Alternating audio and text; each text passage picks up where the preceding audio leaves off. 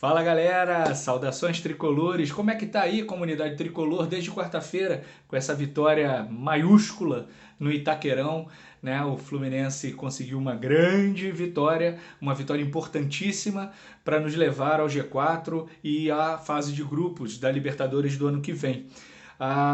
Um boato rolando por aí, né? Alguém disse que ouviu alguém falar, né, de uma contratação de um atacante de lado. Eu vou falar um pouquinho sobre esse boato, eu não gosto de fazer isso não, mas essa eu tenho que falar. Antes disso, eu gostaria de pedir a você que deixe o seu like nesse vídeo, que se inscreva no canal, que aperte gostoso o badalo do Alê para receber as notificações dos próximos vídeos. Compartilhe esse vídeo, comenta aqui quem você gostaria que o Fluminense contratasse e quem você acha que o Mário Bittencourt vai contratar para o ano que vem. Coloca aqui nos comentários que eu quero saber para a gente poder trocar uma ideia.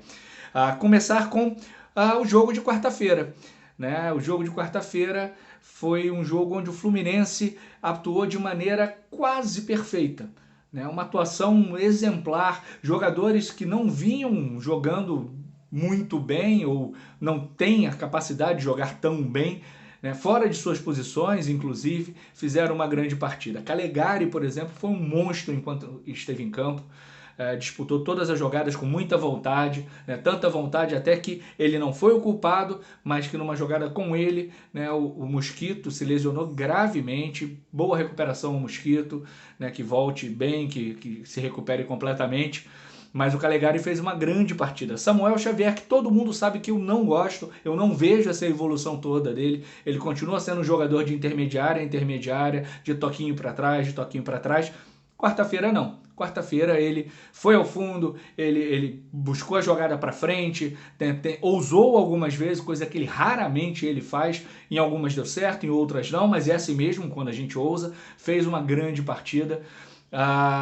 Iago Felipe, fundamental taticamente para o time. Eu fico me perguntando o porquê que a torcida do Fluminense, né, tem tanta implicância com alguns jogadores, e um deles é o Iago Felipe. O Iago Felipe não é um craque. Eu até falei com a Beli da Flu TV, né, e ela disse, ele não é brilhante. Eu falei, ele não é brilhante, mas ele é a flanela que permite o brilho. É aquele cara que trabalha, que corre, né? E os outros brilham. O Ganso brilha, o Cano brilha, o Arias brilha, e ele faz o papel de formiguinha, o papel tático importante, né, dentro desse novo esquema do Fernando Diniz.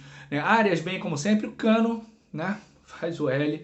O Cano é espetacular, é o chuta-chuta, né? A bola sobrou para ele, ele chuta do meio campo, de onde for ele vai chutar. Ele poderia, inclusive, no segundo tempo, acho que antes do segundo gol dele, ter dado uma bola para o Iago Felipe, mas ele chutou do meio campo. E o que é pior, ou melhor, né? O que é melhor, se pega bem, vai na gaveta e um abraço, seria o gol do ano no Campeonato Brasileiro.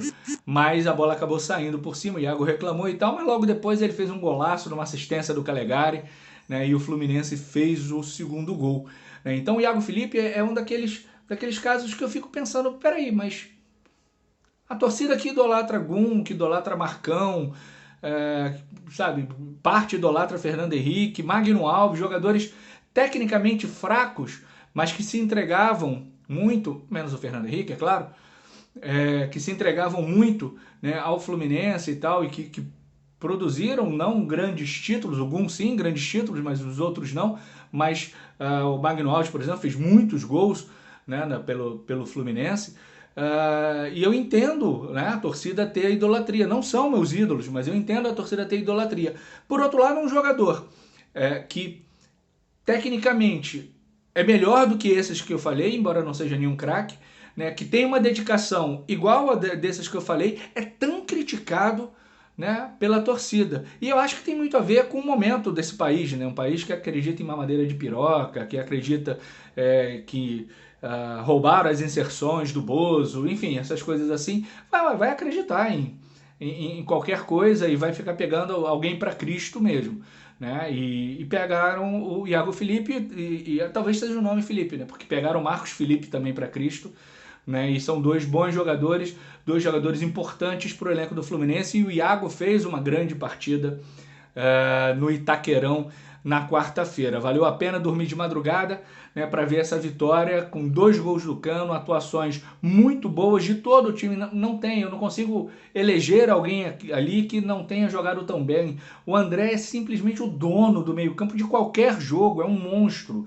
E a falta que o André fez, né, na semifinal contra o Corinthians é uma coisa absurda. Né? O André fez uma falta gigantesca. O Nonato também fez falta, né? Uma vez que ele foi vendido um pouquinho antes e não atuou naquela partida. Né? Mas o André fez uma falta absurda e na quarta-feira a gente viu o tamanho da falta que ele fez naquele jogo da semifinal. É óbvio que a saída do Renato Augusto foi uma coisa pra gente boa, pra ele não tão boa, né? Porque ele se contundiu, mas que tirou a peça, né, fundamental ali do esquema do Corinthians.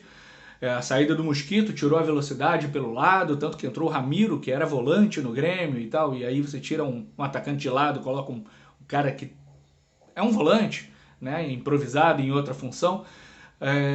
Tudo isso atrapalhou um pouco o Corinthians, mas o que atrapalhou mesmo o Corinthians foi a forma do Fluminense atuar. Diniz, você está de parabéns, cara. O trabalho com um elenco mal montado como é o do Fluminense é absolutamente excepcional. Flusão 2-0, tranquilidade, vaga na pré-Libertadores. Bate na madeira. Vaga na... Quase caiu tudo aqui, deixa eu ajeitar. Vaga na fase de grupos da Libertadores, muito encaminhada. Não está certa ainda, mas está muito encaminhada.